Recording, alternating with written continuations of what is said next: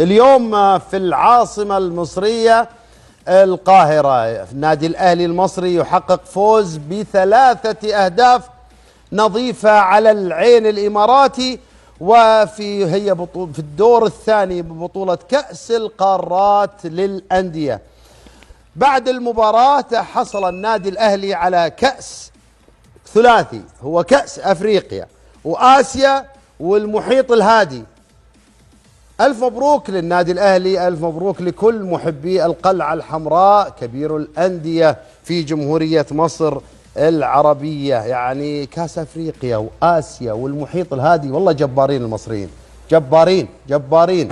ألف مبروك لكل الأهلاوية. اليوم مباراة كان يعني البعض يعتقد أن ممكن العين الإماراتي اللي هو حامل لقب دوري أبطال آسيا بعد تلك المباراة العجيبة التي عبر من خلال الهلال في ظروف معينة كانت، وجدت مباراة كان الكل يقول لك الكابتن سفيان رحيمي راح يسوي العجب في استاد القاهرة. وانتقدني بعض الجمهور في السوشيال ميديا، ليش تنتقد سفيان رحيمي؟ انت تبغى سفيان رحيمي يلعب باسترخاء عشان الهلال؟ لا يا عمي، انا عارف اللاعب، هذا اللاعب لا يستطيع أن يبرز إلا في حالة واحدة، لما يكون عندك فريق دفاعه متقدم وتعطيني مساحات. مع الأهلي المصري ما تأكل مساحات، اليوم ما كان موجود، ما تدري هو في الملعب ما هو في الملعب، حاول يمين يسار ما قدر. الأهلي المصري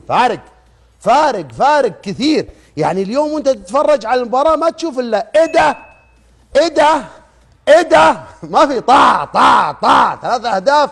يعني كل ما مدد الحكم الوقت ما تدري. هذا على قولة كابتن محمد فودة استخدام مفرط للقوة. اليوم النادي الأهلي افترى، خليني أكون صريح معكم أعطيك إياها بالبلدي، كان هناك عملية افتراء في استاد القاهرة الدولي. 3 أهداف خلص الأهلي وشال القضية. وسام أبو علي، إمام عاشور، محمد مجدي، أفشة. يعني نقدر نقول الأهلي اليوم أفش العين وشال كأس البطولة.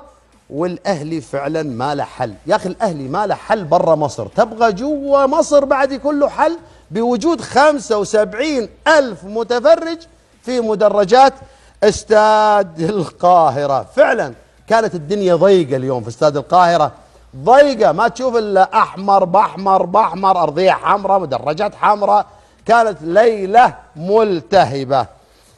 اليوم الاهلي بعد فوزه يروح يلعب مع مين؟ مع الفايز من امريكا الشماليه وامريكا الجنوبيه، وبعد كده يروح يمكن يوصل يلعب على نصف نهائي البطوله. فعلا عنوان المباراه بعد مباركتي لرئيس مجلس اداره واعضاء مجلس اداره ولاعبي النادي الأهلي والملايين من عشاق النادي الأهلي جوا مصر وخارج مصر، عنوان المباراة فعلا العين ما تعلى على الأهلي.